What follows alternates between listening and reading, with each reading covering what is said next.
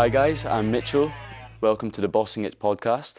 In this podcast, we will interview some of the most successful people in the world and listen to their stories about failures and success in their business adventure. Today, we have a very special guest, and our first guest, Mr. Dan Peña, aka the $1 trillion man. Thank you for having us in your It's my pleasure. It's good to see you again. Thank you. So Dan, let's get straight into it. Who is Dan Peña? Well, I'm approaching my 79th birthday in a few weeks, and and I've been training, coaching, mentoring, guiding young men and women, and everybody's young to me because I'm either old enough to be your father or grandfather, for the last 31 years, and we've attained a great deal of success, not the least of which are your parents, who you know, and you were here a couple of years ago with them to attend the regular Castle seminar, and I've devoted my life. But I'm phasing out of this now because I'm getting ready to start a career in politics. But I've been doing this for 31 years. I've been doing it 53 years in total because before I initiated my coaching career, I did this for over 20 years of myself, and that's where I attained most of my net worth, my wealth. Okay, so a lot of people would say if you can't do teach, so why do you? Yeah, if you can't do it, teach. Yeah. But I already did it. I created back 40 some years ago about $500 million net worth for myself, and I thought that was enough that I never would need any more money. I was wrong about that, but 40 years ago it sounded like a good story. But when I went around and I looked at what we now call the personal development business, which is not what I do, most of the people were talking crap. In fact, virtually all of them were talking crap. And what they were trying to teach you how to be a better person, they weren't a better person. They were trying to teach you how to attain wealth, and they had attained no wealth. The only wealth that most of the people that were in the business 40 plus years ago got wealth by putting asses on seminar seats and selling you product and then upselling you and then upselling you. So I saw that, I believed then, as I do now, there was no competition. What I was surprised at is that I thought creating about $500 million for myself in 7-8 years was enough of a standard or a benchmark to convince people, not just your age, but older people, that they should listen to me. But I was wrong. I had to create billionaires from meatheads. I had to create multimillionaires from teenagers. And then they more or less listened to me, and so now I find it amusing when I'm interviewed. I'm an overnight success after 50 years. But my talk, my speech, my feelings, and my success story hasn't changed in 50 years. So you teach QLA, Quantum Leap Advantage. So do you want to say why they should start studying QLA? Well, let's use an example. When your parents first came here about 6 or 7 years ago, you would have been 8 or 9. Okay, so you've been hearing this stuff since you were 8 or 9. Okay, then you came to the seminar when you were 14, and now you've done your first deal, a pub in Spain, if I remember correctly, and you're 16, and most of the audience, although your target audience is for kids to show that they should be thinking about success early, a lot of the people who are going to listen to you are going to be older because they're going to wonder, what the hell could I have done if I'd started when I was 14, 15, 16? And the answer is quite a bit. I didn't get started until I was in my mid-20s. So I got started about 10 years after you. And some people don't get started until they're in their 30s or 40s, if ever. But as you learned at the seminar, we have a number of kids that are in their teens that are knocking the ball out of the park. But unfortunately, or fortunately for you, you had good role models. Your mom and dad, who I've known a long time, are more or less workaholics. They enjoy themselves, they travel with the family, et cetera, but they're more or less workaholics. They were here a week ago Sunday. Your mom sat here, your dad sat here, and I sat over there, and we were talking, and so I keep in touch with them because it's easier, when they ask you, when you get older and you have kids, do you have a favorite? And the pat answer is no, of course I don't have a favorite. I love them all the same. Well, that's a load of shite. You don't, okay? So liken your parents to my kids. I spend more time with them because they're super successful and they listen. I don't spend much time with people that don't listen. And so for the kids that are listening to this, if they don't have proper role models at home, it'll be harder for them.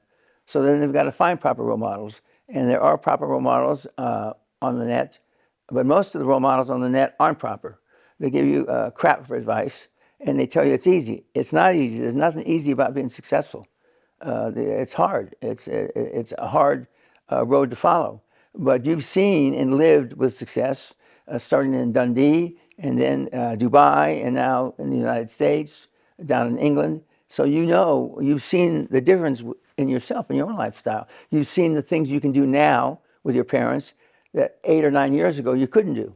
Or as they say in this part of the world, you couldn't, because they're illiterate up here, you know. But the Scots have gotten over their illiteracy somehow, and so they still make it in the real world. But find a role model that makes sense to you. And some of the kids that are listening to this may not be able to relate to you. Okay, a lot of them won't, because they don't have successful parents. But they want to be successful like you are, even as a teenager. So, and I don't know if there's any other teenagers doing this. I know I have teenagers in the QLA system that have started as young as 13 to do the first deal. So in that regard, you're a little slow.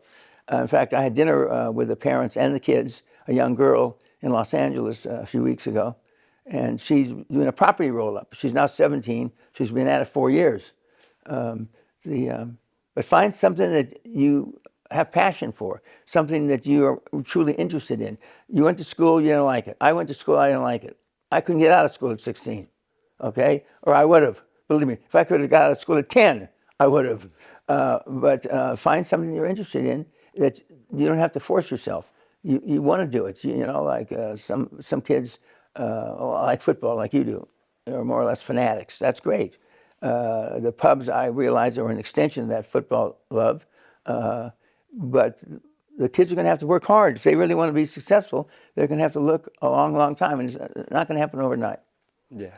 Well, I've certainly learnt a lot from QLA, and I like how you've said it. I was too slow, because I've only done my deal this year, 16 years old, when I came to you at 14. That was 2 years of my life. I could have done something. Correct. And you're right, I was way too slow there.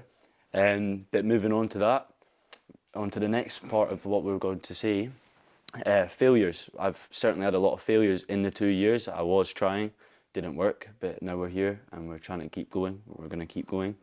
So moving on to that, do you have any biggest mistakes when you first started? Yeah, let's just hone in on failures.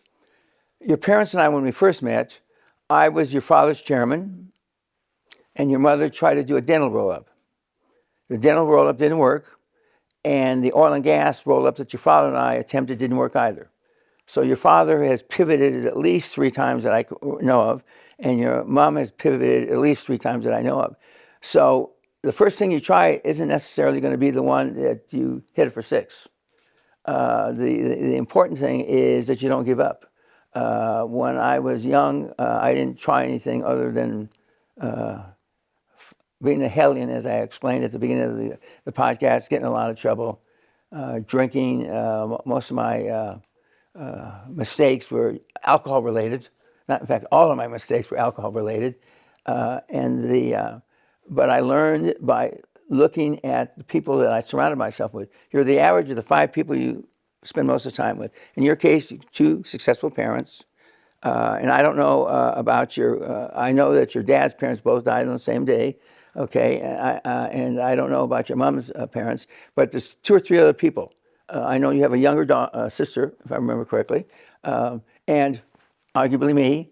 And so the 3 of the 5 of the people that you spend time with or trying to be like are super successful. And so most of the kids that are watching this can't say that. You know, they've got a mom, maybe a single mom. They've got a dad that is, I'm not saying he's a drunk, but he's off drinking and he's not at home. And they may have a grandparent or an older brother or sister. So if you want to minimize your mistakes and minimize your failures, you need to hang around, or I don't like the word hang around. You have to be around or be exposed to successful high-performance people. Now, high performance for you is not going to be the same as some guy from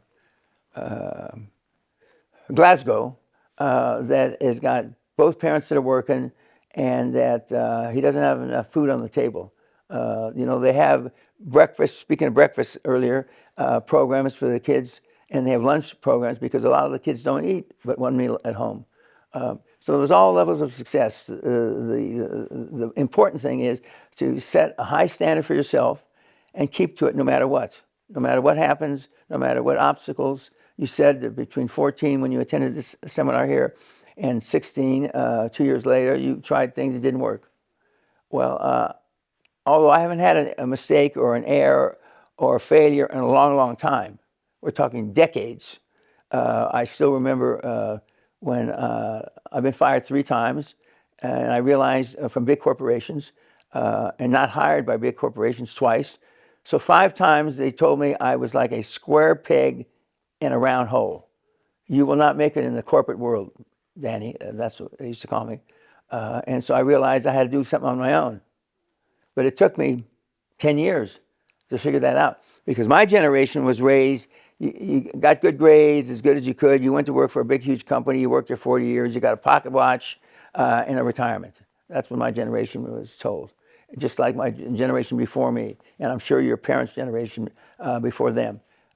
So you have to choose carefully, but don't choose so carefully that you don't make a decision. Remember, the mantra is just fucking do it. Okay, not dissimilar to Nike's just do it. And you don't have to, analyze it to death. But the most important thing is wanting to be embroiled in whatever you go after that you're passionate for. And successes will come. Okay, so saying that you made it, definitely you've made your point on who you surround yourself is, and that's so important. So saying someone that doesn't surround themselves by the right people and they've still made mistakes, how do they go about handling failure? Well, it's strange what I'm about to. You got to man up somehow. Yeah. Okay, and it's tough to tell a 14, 15, 16-year-old to man up, but you got to man up. And in this woke society that we have now, it's even more strange because manning up is not considered an attribute right now for the last 10 or 15 years. Manning up or being tough or having manly characteristics is the antithesis of what you're taught in school now. It's the antithesis of what's involved in business. We have a daughter who's a very senior manager in one of the big companies in the world, and she says to get fired now, you have to have sex with a horse in the lobby and then film it. Then you can get fired. But not doing your work on time, you can't get fired. Okay? 83% of the people in America, this is an American statistic, of all employees cry weekly. Cry weekly. I'm ashamed to even say that statistic. Yeah. But when I fact-checked it with our 2 children that are in corporate world in America, they said, our son said, I think everybody cries except me. So the fact is that you're going to come across a lot of obstacles, and you're going to come across, when you start to be successful, how much success is enough? How much money is enough?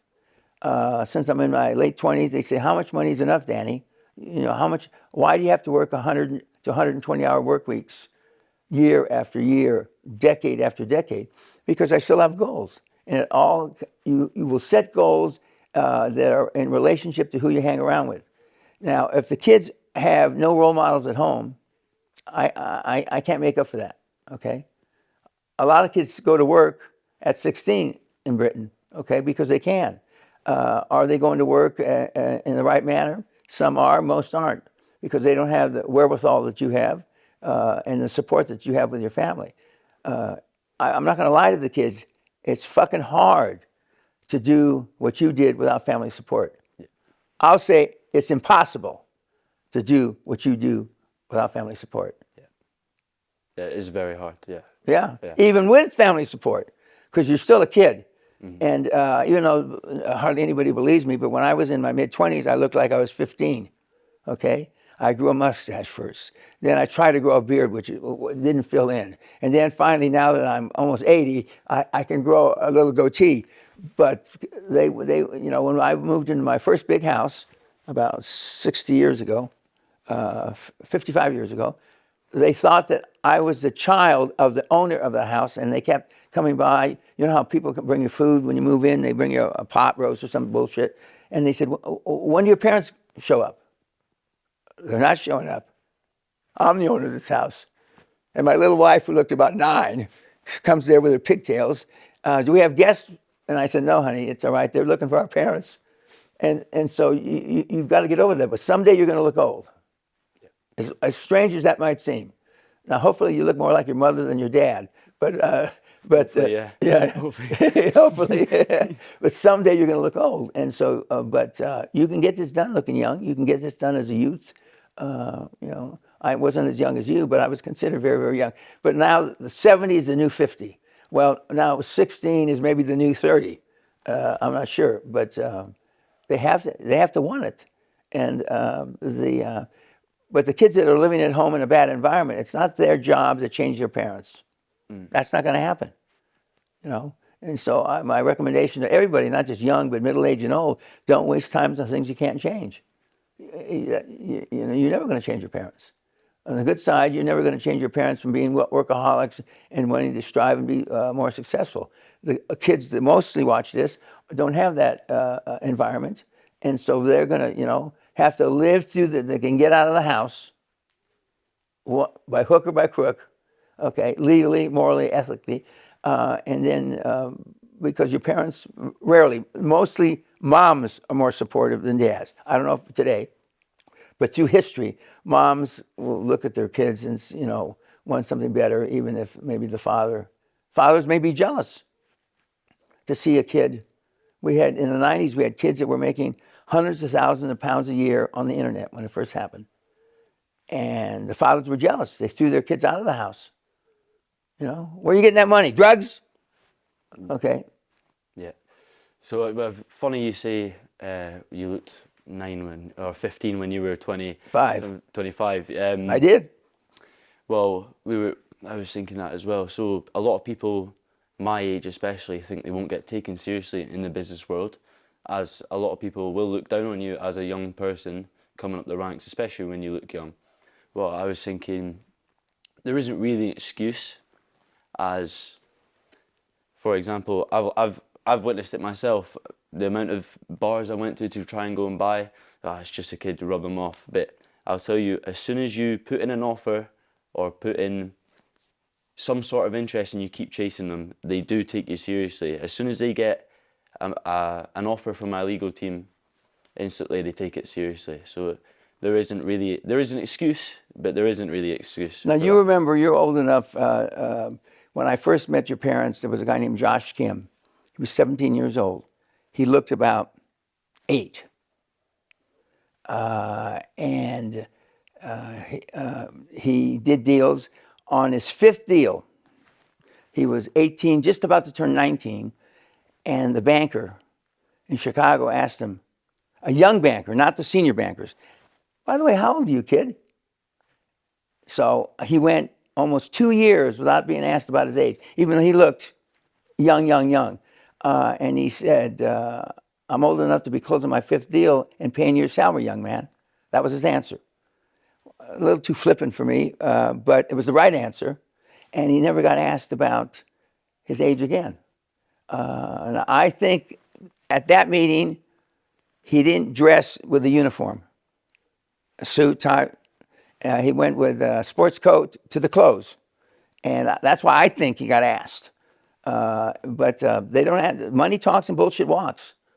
And you're right, when the lawyers show up and the accountants, et cetera, and they realize that you can actually perform, then they look at you a lot differently. Up here where I've lived now almost exactly 40 years, the kids aren't doing what you're doing at 16.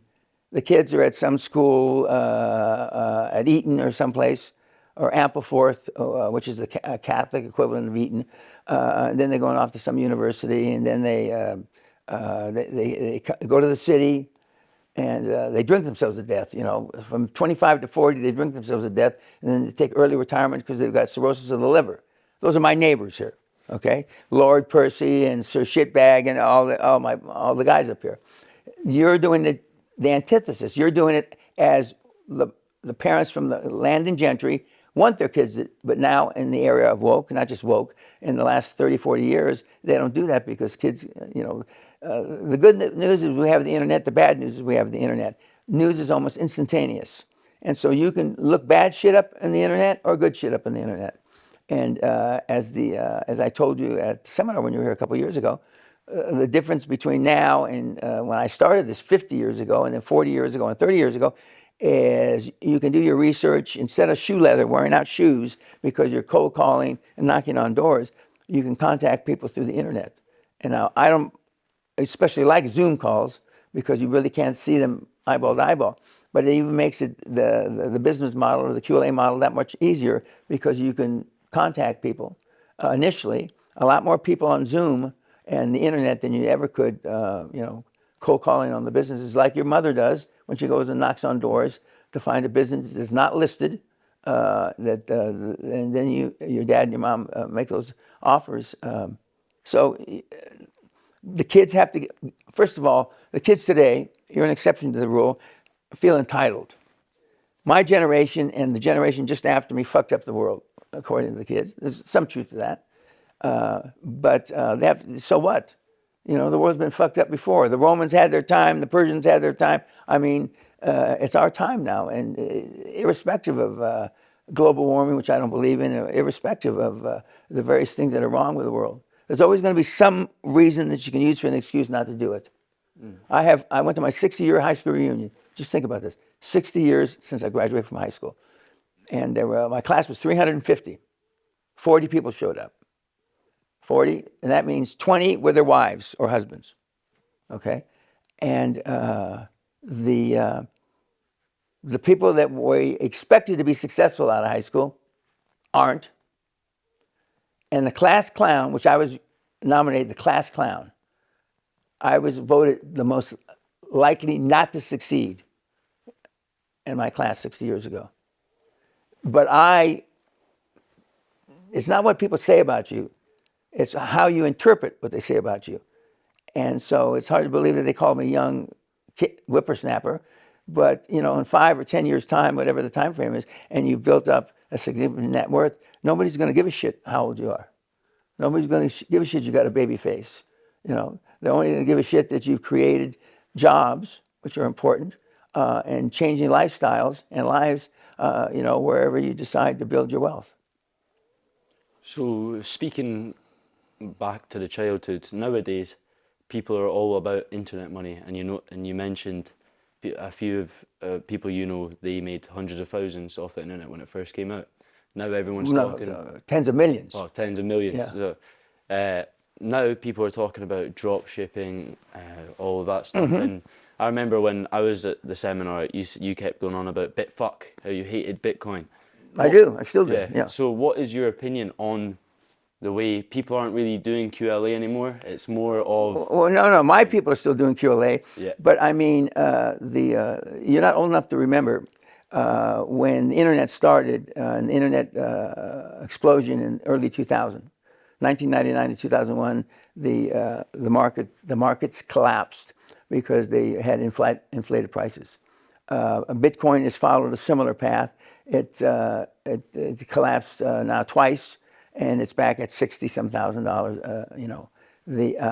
But not my generation, but the generation after me and the generation after that generation are looking for a crutch, an easier way to make money. And they don't look at the downsides of Bitcoin, but it's not dissimilar to the tulips that they sold in Holland in 1535 to 1537. It all went to zero because you don't know. And when Bitcoin first came out, they said they can't steal it from you. Well, they now proved that they can steal it from you. They've said that it's going to have intrinsic value over time. Well, it still doesn't have intrinsic value, although several banks have adopted it as a form of currency that they'll trade for their clients. But the overwhelming strongest currency for about 100 and some odd years has been the dollar, rightly or wrongly. It's always been the dollar. Behind the dollar used to be the pound. Behind the pound, it used to be the Swiss franc. Okay, now the Swiss franc has replaced the pound because of the internal crap that we go through here in Britain. But I mean, Bitcoin, and I have 2 or 3 Bitcoin billionaires, not because of me. They decided to take 10 or 15 or 20% of their assets and invest in Bitcoin. But they were buying Bitcoin when it was $300. So, I'm so proud of them that they got billions. Well, whether they keep the billions or not is a whole different story. But the thing about the QLA model, which your parents have illustrated quite in a very, very good way, is the fact you can start with little or no money and build up tens, if not hundreds of millions, and give jobs to 200, 300, 400 people without your own money. Now, I don't know what jobs Bitcoin has created, other than maybe some Bitcoin exchanges, or that they transferred Bitcoin money into buying something else.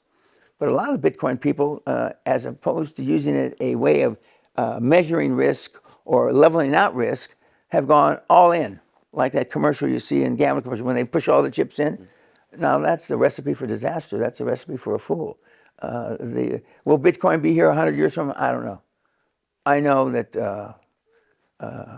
cash will always be king, and my wife and I have been in cash for almost 20 years, 100% cash. Ask yourself, and you teenage kids that are watching this, why did the 5 largest companies in the world, Amazon, Berkshire Hathaway, Microsoft,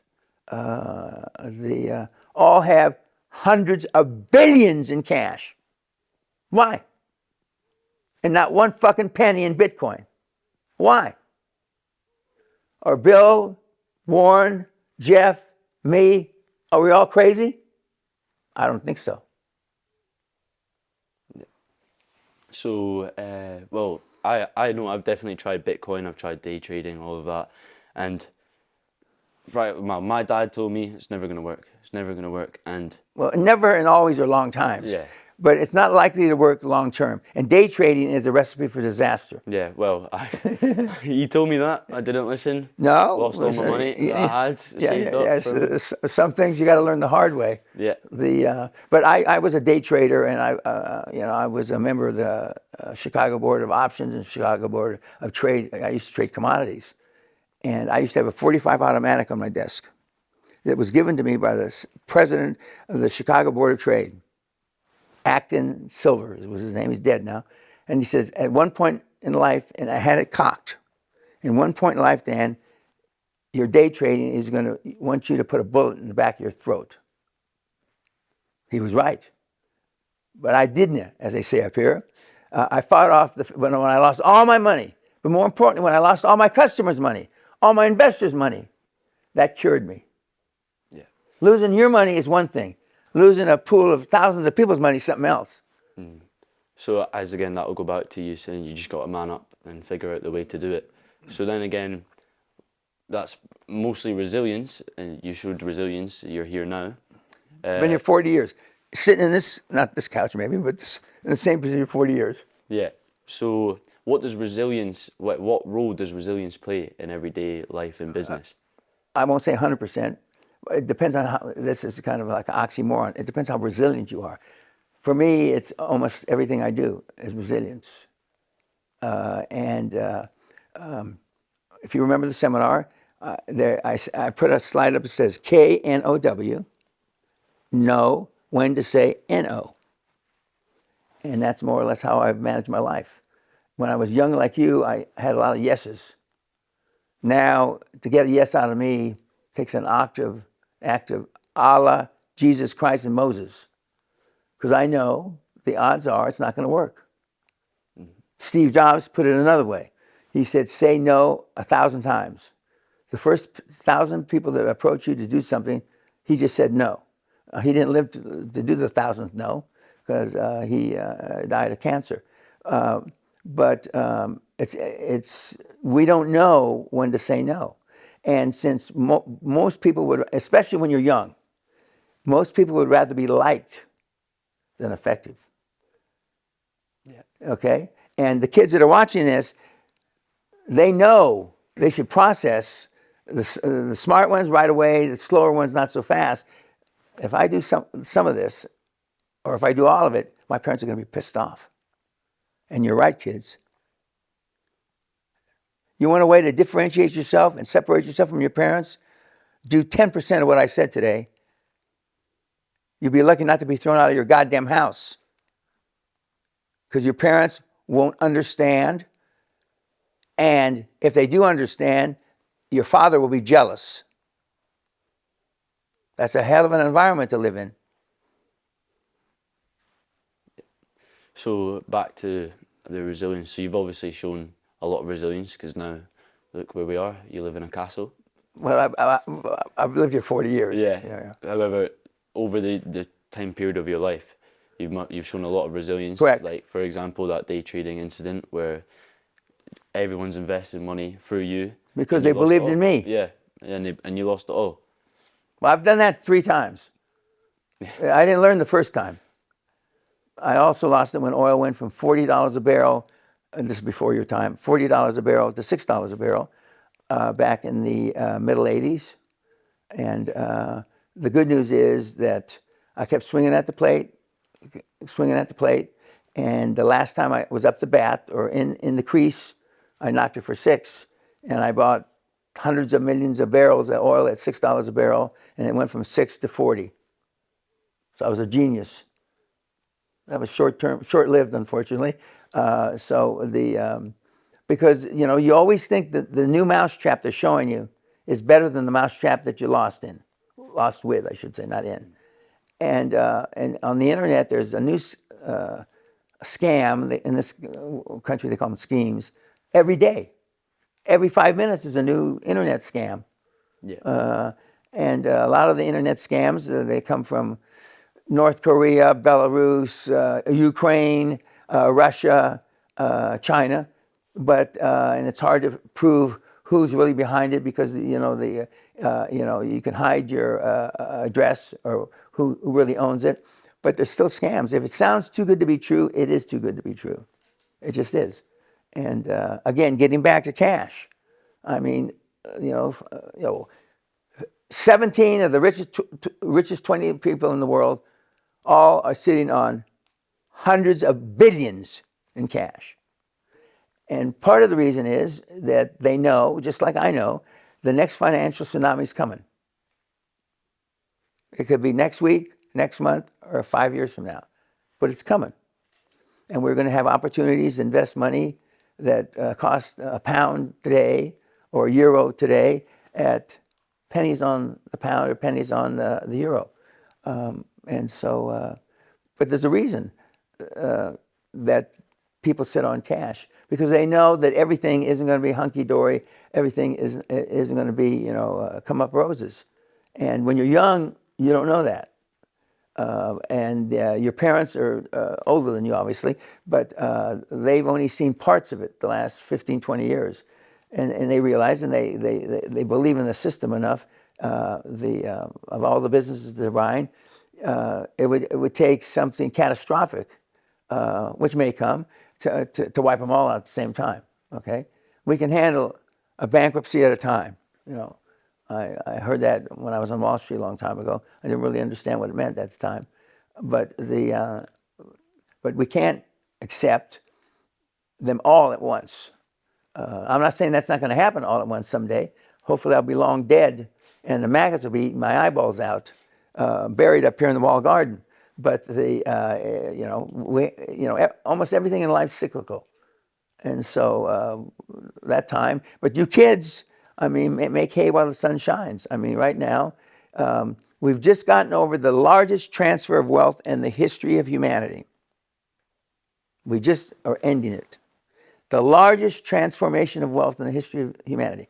Now, I know what you can say when you have grandkids 40 years from now. What did you do, Grandpa, during the greatest transformation of wealth in the history of humanity? Well, I was buying pubs, I was running and gunning. Okay. But what are most people going to say? I did fuck all. I did nothing.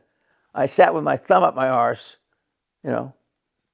And unfortunately, well, the good news is that leaves more opportunities for people like us.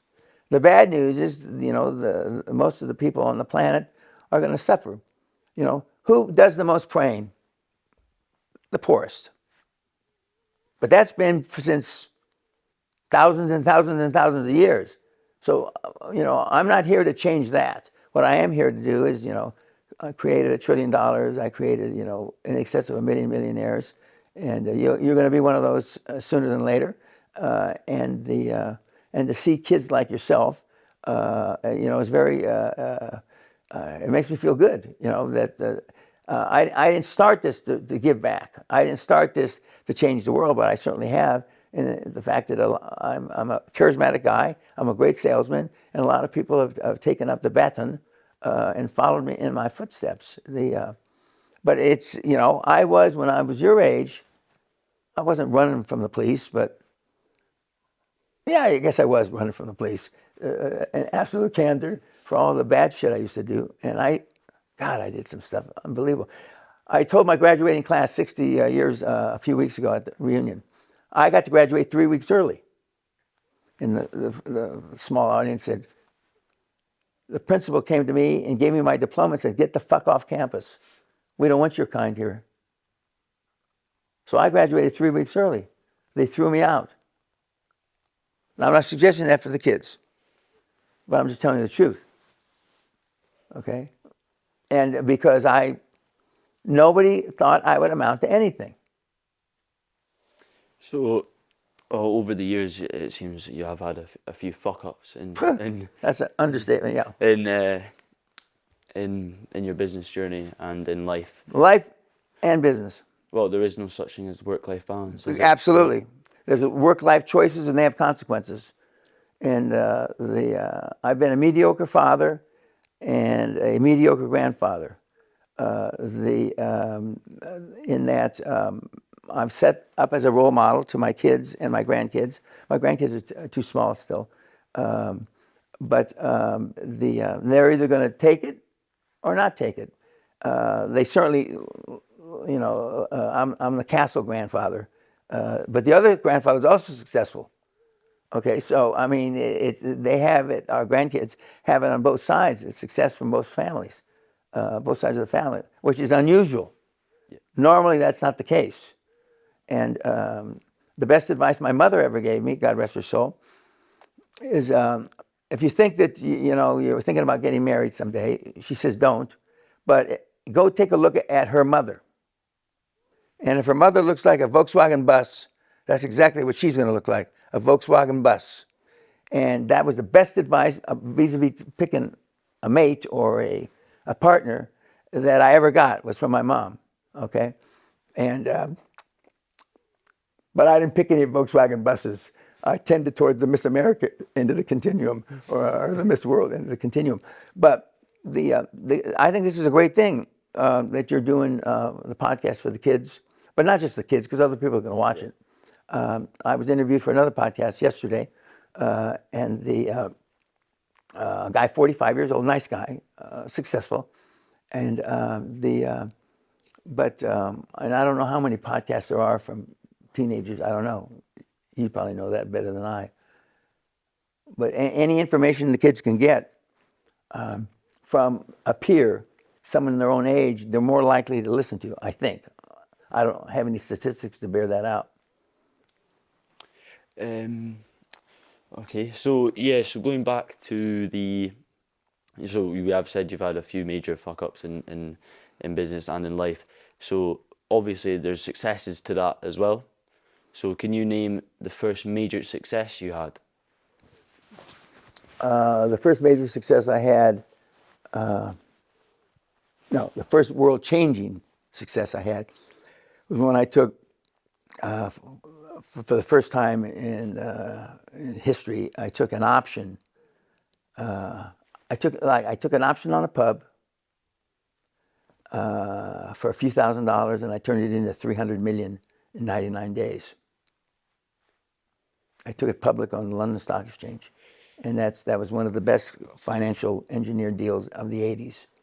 Now, my mentees, which I vicariously lived through, Dr. Klaus Kleinfeld in 2017 did the largest financial transaction, 500 billion, with a joint venture with the Saudi government, and 2001, a mentee again, did the largest healthcare roll-up in Europe with Four Seasons Healthcare. So the last 20 or 25 years, I've lived through, like your parents' deals, vicariously.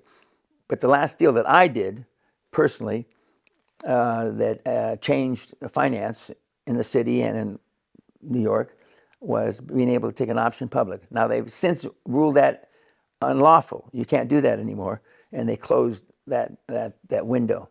But I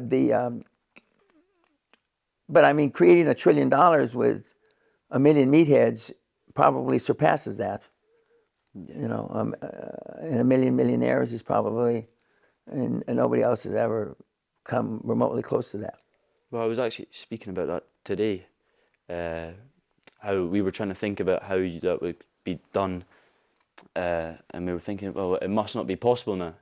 No, but it took me 27 years, and I thought it was going to take me 7 years. So I was only 20 years off, because I wouldn't still be coaching if I had done it. I started in 1993. I thought I'd be done by 2000. The new century, I'd be done and dusted, but I wasn't until 2027, where I could document with data that I created that many jobs and that much wealth. But none of the other, and I don't consider myself a guru, none of the other gurus talk about numbers because they haven't created any. But none of the other gurus have, teenagers doing deals. The youngest for me is 13. The oldest for me is 77. And everybody in between. But you can't get to the moon unless your goal is to go to Mars, okay? Or you can't get to Mars unless your goal is to go whatever's beyond Mars. I'm not sure what's beyond Mars. But there's no reason why you should dumb down or reduce your ambition and your aspirations because of what other people have done. Most other people aren't in the right environment where everything lines up. Nobody lines up all the stars for you but you, okay?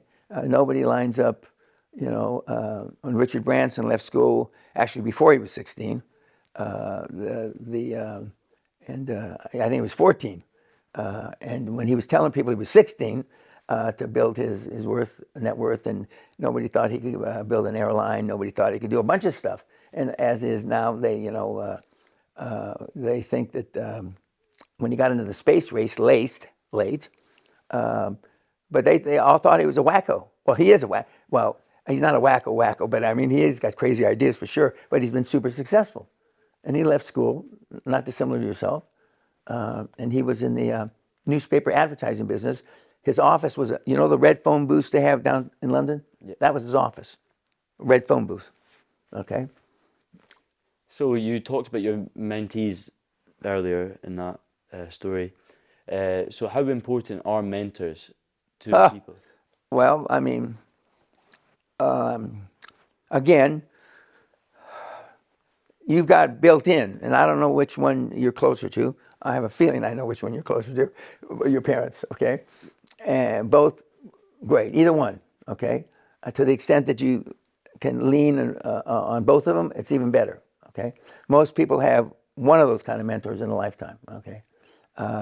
You were born and were bred into that mentorship that your parents give you, okay? And your parents have mentors, one of which is me. But the mentors can be a movable feast. Now, those two that I mentioned, your parents, you can probably have for the rest of your life. But most of the kids that are going to watch this aren't going to find a mentor for the rest of their life. And so it's you'll grow with one until it's like the Olympic athletes, and I've trained some of the Olympic athletes. They have a mentor through grade school, and then university, then pre-Olympics, then the Olympics. And an Olympic mentor can be with you for 8, 5, 10 years. And you'll know when to switch. You see famous athletes all the time switching coaches. because that coach got them to as far as that coach could get them to. I believe your parents can get you to, probably, if not all your goals, most of your goals, because they have big goals. And and when I sit with them, as I did 10 days ago, we talk about that. But mentors are important, but it's not like a second father or a second mother or your grandfather. It's somebody that you can align with, that you want to be where they are then, okay? There's a lot of talk or theory about Iron Mike Tyson and Gus D'Amato, which was his longtime coach for years and years and years until he died. Has anybody taken the place of him? No, nobody's taken the place of him. You were at the fight, right? Yes. Okay. I'll give you my opinion when we're not on the YouTube. I watched it on TV here. But I mean, I have 4 or 5 mentors, 4 or 5 mentees that I've had since about your age, and now they're 30, 35, and 40, and they send me their kids, i.e. you, like you. And my value system hasn't changed, but goals have changed. Zoom has made your life easier, even though I don't particularly like Zoom, as I said at the beginning. But Zoom has made everybody on this that watches this life easier. The kids that are watching this are much more computer literate than I am. Okay, I know only the basics, but the computer and artificial intelligence. And kids, if you believe that artificial intelligence is going to make more jobs available, you ought to go. You ought to go back and say a prayer for yourself, because that's not true. The public and humanity is lying to you. Artificial intelligence is going to trim the workforce by tens, if not hundreds of millions. But you can make it work for you. Yep. We use artificial intelligence. I never thought that I would live long enough to say that. But I mean, it makes prospecting easier. It makes looking for deals easier. And it's going to get better and better, which means it's going to replace more and more jobs. And someday, hopefully I'm gone, they're not going to need human beings to have kids. Someday, it's just like in the movies, half android, half this, half that, and that's the way we're going. And so is that a good thing or a bad thing? I'm not going to say either way. I don't really care, because fortunately I should be gone by then. But by some miracle that we use artificial intelligence to keep me alive, as Sally has no intention of letting me die, my wife. And we have enough money to do it. So, it's a new world. And you're right at the cusp of this new world that is showing all these opportunities. And the QLA model is perfect. It's like God or somebody came down and said, the more financial chaos there is in the world, the better the QLA model works. And that's true. I mean, your parents are a fine example of, from chaos comes order. Otherwise, your parents shouldn't be able to do the things they do. But they're pressing the envelope. There are people that are, if you can imagine, you probably can't imagine, they work harder than your parents. Okay? They don't go to the fight. Yeah. Although I went to, when Tyson won his first world championship heavyweight, I was there. Okay? I was thinking of you guys being at that fight. Well, fuck, I did that. Okay, well, it can't be that bad. I did it, so.